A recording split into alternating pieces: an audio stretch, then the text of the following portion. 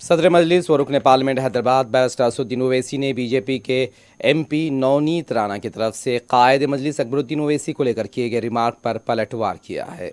सदर मजलिस ने खबरदार किया कि छोटे के हुदूद में आने से परहेज करें, अभी ये लोग छोटे से वाकिफ नहीं। वो MP साहिबा जो महाराष्ट्र से आके छोटे छोटे अरे छोटे को रोक के रखा हो। अगर जिस दिन मैं छोटे को बोला कि मियाँ मगर आराम कर तो तुम संभाल लो, फिर तुम संभालो।